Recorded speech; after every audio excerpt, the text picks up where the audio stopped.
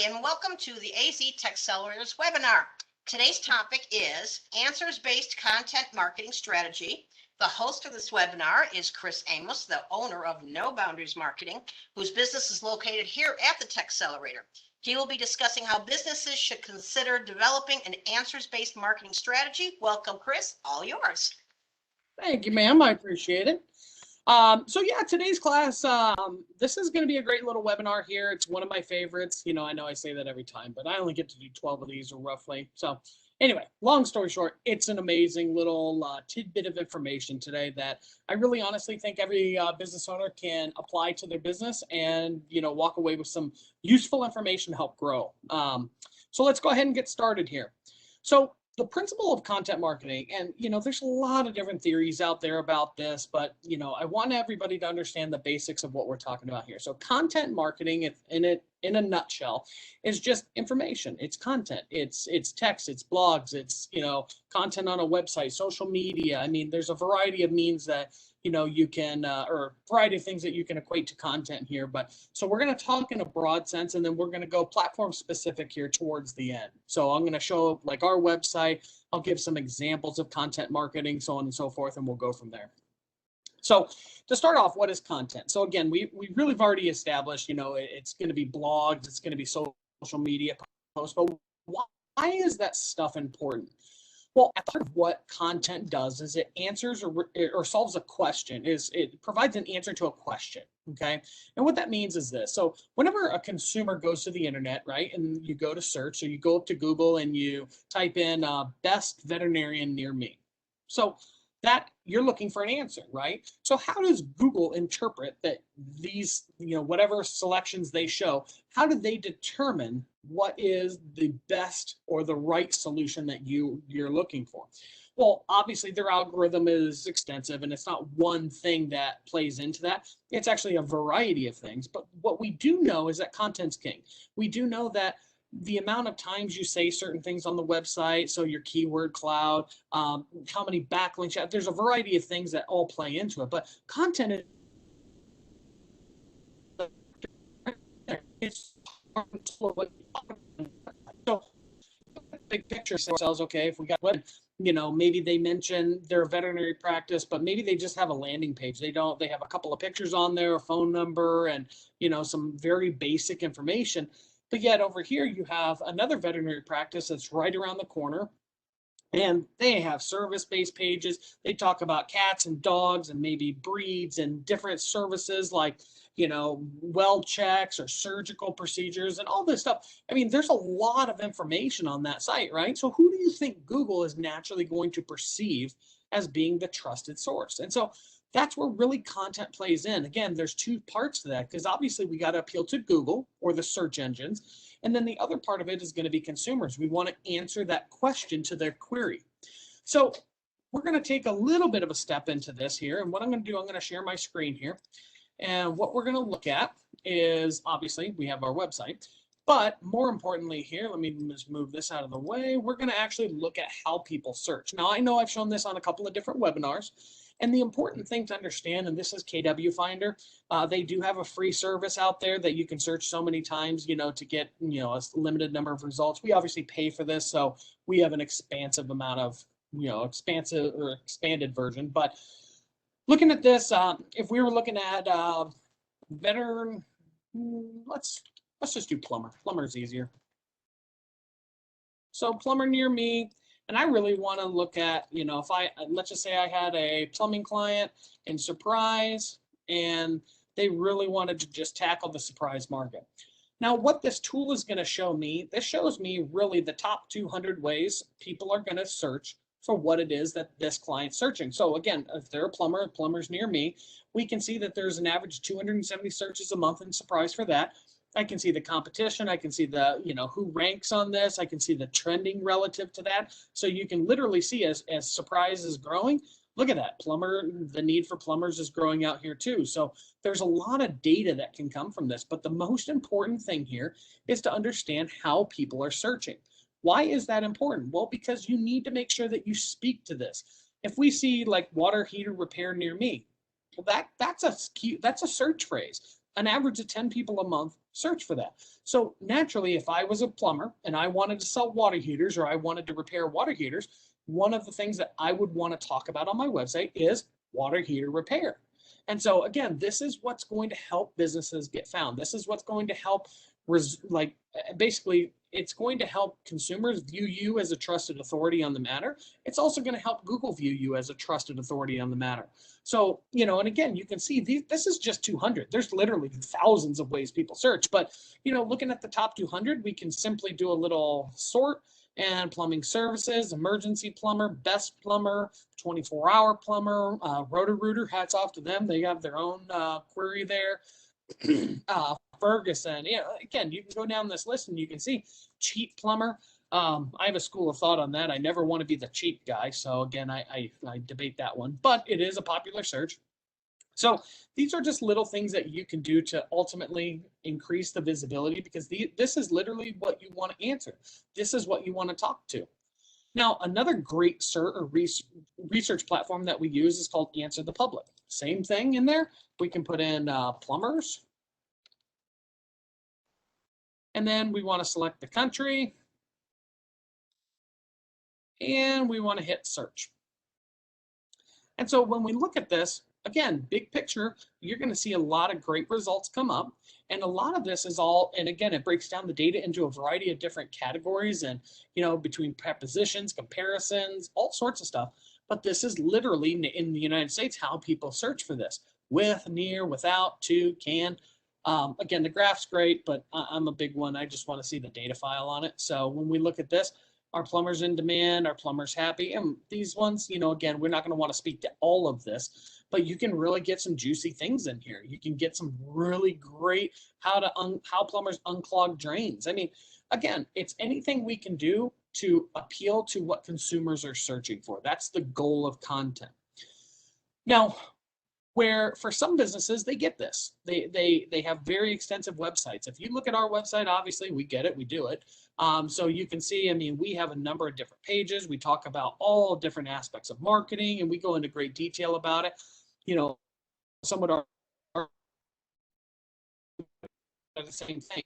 But how people search for people for web design is necessarily the same people that search for web development or e-commerce websites, so on and so forth. So there's a lot to be said and had for this, and which is why you might see on certain sites that, you see multiple different pages for, let's just use plumbers, water heater repair. Well, okay, water heater repair sounds pretty self-explanatory, but, you'll see 2 or 3 pages on that stuff. And again, it all says virtually the same thing, just rewritten in a different way. And again, that business is trying to appeal to the search engines to make themselves look like a trusted authority on water heaters or whatever it is that they put on there.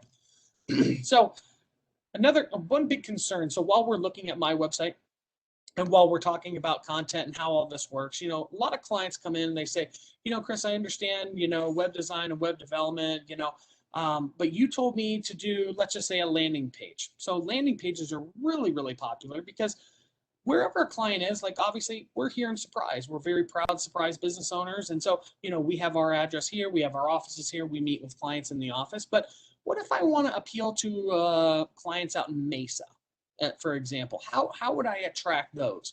Well, obviously through optimizations, there's a lot of things we can do, but landing pages are one of the more obvious ways, I think we could say in the marketing business, to really start generating traffic towards that. So I'm going to scroll down here for a minute and I'm going to show you here. You can see this on a lot of sites. You can look at their site map, but I show this because I really want people to understand, like, just because, your marketing guy or somebody says, hey, we should do a couple landing pages for that. Just because you don't want it necessarily visible in your main menu, it doesn't have to be. We have plenty of pages down here that are hidden from the main menu, and you can see how and why I'm targeting what I'm targeting. So like, again, public relations in Glendale, Goodyear, Peoria, SEO in Glendale, Goodyear, so on and so forth. These are all individual landing pages. They all essentially say the same thing as my brand strategy landing page. But again, we relate this over to Glendale. We put little tags in there for the geography, and that's what's going to help us rank over there. So just because you did a main menu page and you have some great core content on there, always ask yourself, where's our growth plan? Where are we looking to rank in? You know, because again, these little geotags can make a huge difference in your content. And again, it's all answers based. So essentially it can be very similar, not exact. Please don't copy content from page to page. Duplicate content will end up getting you red flagged. But what I will say is, and not red flagged in a bad sense, it's just not unique, so you won't get any credit for it. So potato, it's just not in your best interest. But what we can do here is, again, in this instance, we can change around the content a little. We can talk about it specific to Glendale, Arizona. Again, it essentially says the same thing as our branding page. It's just rewritten in a way that will appeal to, you know, a Glendale environment.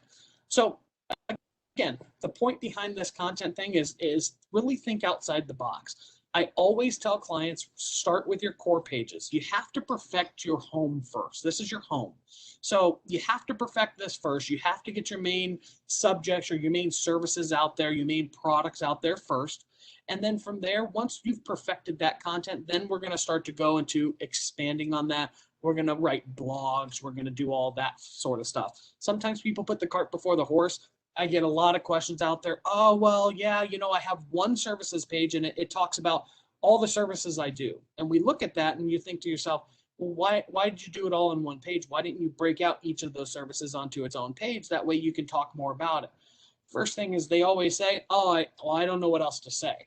Well, you know, you're going to have to get creative with this. You can look, you know, grab some inspiration, look at some competitor websites, go out of state. You don't have to, like, you know, for me, big pet peeve of mine, when I'm comparing myself, I don't compare against the local area. I don't compare against my market. I'm always looking for marketing companies outside of my market. I want to do something innovative, different. I don't want to copy somebody else's work, but I want to seek inspiration from, you know, a variety of sources. So do yourself a favor. If you're a plumber and you're in Surprise, maybe you look at a plumber in Los Angeles, Las Vegas, a different market, and pull some inspiration from that. Again, we want to avoid copying, but, you know, inspiration is a lot different than that. So from there, again, once we get these core pages done, so we broke out everything has its own page, then it's time for a blog. So don't put the cart before the horse. Everybody wants to go and blog, and they think blogging is going to get them where it needs to be. Always remember, on-site blogs like this support inner core pages. That's it. That's what these do. Tips and tricks. You know, you can see we have a variety of blogs published here. So our blog is 4 pages over here. That's what they're designed for. Now, blogs by themselves, yeah, I have some clients and I have some blogs myself that rank higher than our initial core pages. That's great. I love the fact that Google has viewed us as a trusted authority on these matters. But at the end of the day, I really don't care how people find me. I just want them to find us, right? So most businesses are in the same boat. So again, but if we're doing things the right way, which obviously we're going to promote the right way, we're going to interlink these blogs to whatever it is. So if this is an SEO trick, so you can see our latest ones were SEO. These ones, you know, they're all going to link over to SEO pages, if that makes sense. So let's switch gears a little bit. So we've talked about the website. This is all great stuff. I mean, obviously it's really not rocket science. I wish it was, but at the end of the day, I always tell businesses, even our clients, I tell, hey, listen, you guys know your products and services best. I'm the marketing guy. Yes, I can do research. Yes, I can, you know, find out information, and I can write a heck of a page for a client. But at the end of the day, these partnerships really become important because you guys know your business best. That's where you're going to get the best results, is taking that personalized content approach where you can literally write about what you love to do. If you read my stuff, I put my heart and soul into this. I mean, this is blood, sweat, and tears stuff. And so for us, you know, again, mine might be a little different. It might not appeal to everybody, but that's okay because it's about me. And it's, in this instance, this is how I do things. And I want people to really see that because it's going to show in my work, right? I don't want to set the wrong expectations. So same thing with your businesses. Really, always remember, you're the experts in your field. And so you need to be able to talk about this. I even have clients now that, you know, when it comes to writing content, I have them voice text me. I know it sounds crazy, but if that's the only means in which you can communicate that way. You know, voice text your wife, your spouse, or coworker, whoever does the webs. Do whatever you got to do to get this across, because sometimes people lock up when it comes to writing, and I get that. Other times, like I have clients that, man, they're driving down the road, they're fantastic. They just pop something off, and I'll get this book of a text come through, and hey, that's okay. You know, however you work, just work within your means, is the point. So let's switch gears a little bit. We're going to talk about a couple other things here. So social media, obviously with social's an awesome thing. I mean, this is nothing but content right here. This is great stuff. So always remember, you want to make sure that your content that you're posting here is in synergy with what you're promoting on the website. So obviously, no, we do not promote National Teddy Bear Day per se, but you know, it is National Teddy Bear Day for those who are curious. These are just fun little posts that we look to create engagement, you know, create a little happiness, a little joy out there. So again, we like doing that stuff. But again, strategic tip, you know, finding everything out, social media platforms. Ironically, we're talking about social right now. Again, we're going to link to the social page on the website. You come down here, again, some fun posts. You know, this is our little pup, Kona.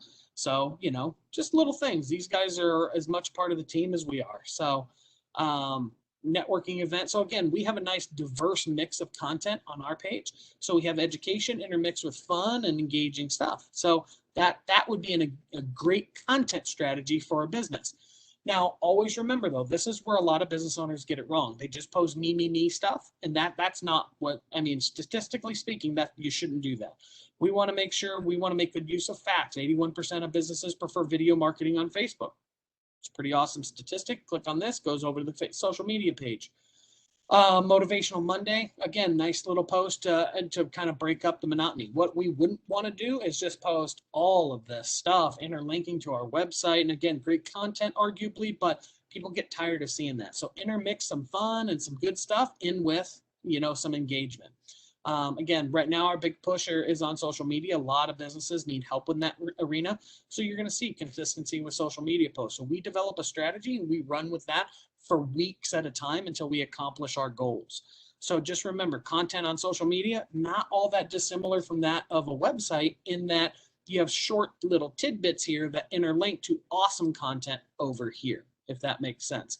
So just remember, social media, you have two aspects of this. This is not a lead generating platform by itself. So, you know, a lot of people get into social for the wrong reasons. They think because they post, they're automatically going to get business. And that's, I promise you, like 1% of the business owners out there experience that type of instant success. Social takes work, takes time, energy, resources. All that goes into a successful social media campaign. Again, that percent out there that happens to just hit it doing anything, I mean, good for, but the majority of businesses, they do not experience that. So when we look at what we have here, again, this is all a part of strategy. Be consistent with your posts. We try to post once to twice a day. That's what our clients like. That's what we found to be the best mix for us. For each business might be different, but just remember, do it as a part of a strategy. Don't just focus on me stuff. Intermix some fun-loving stuff, some community-based events, quotes, just really anything to break up just the, you know, plumbing is the first thing, I don't know why, that comes to mind. But the last thing I want to see is about all the things on, you know, how to repair a water heater. And I don't want to see 15 posts on that. I'm probably going to stop following that page because that's not engaging content. But maybe if I had some statistics on, you know, hey, did you know 84% of water heaters fail after 5 years or something like that? That would be an engaging post. I think that would be great. Pictures, obviously, images do wonders here, but always make sure that when you're posting stuff like that, it interlinks back over to the web page. So, and again, that goes for all of the different social profiles. Is the idea is we want one centralized portal that, you know, or platform rather, that ultimately conveys that message that we want to convey to our consumers. This right here, you get one shot to make a great first impression. So make it count.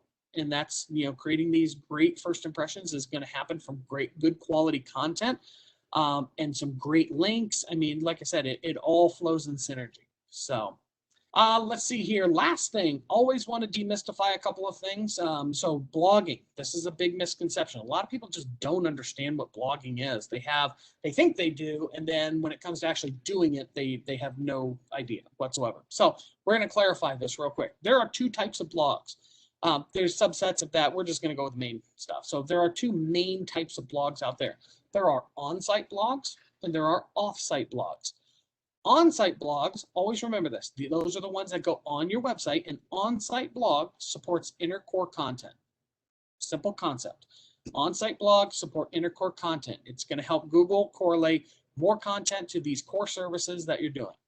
Now, you can blog about anything you want. It doesn't necessarily have to, I guess. I mean, there are instances where you might blog about special holidays or, something like that. Maybe if you're doing a blog for a friend's business that you want to help out. Yeah, there's a variety of reasons. But just remember, the main reason why you want to do an on-site blog is to support inner core content. There are also off-site blogs. What off-site blogs do, off-site blogs build trust and credibility with the search engines, and it also helps build links or traffic to your site. So what that means is simple, okay? So if I have a blog that I wrote, and let's say it's not meant for my website. Let's say Linda at the City of Surprise has her own blog here in Surprise on helping businesses grow. Linda is a trusted authority in Google's eyes. Linda ranks #1 on websites, or on Google. She's doing really, really well.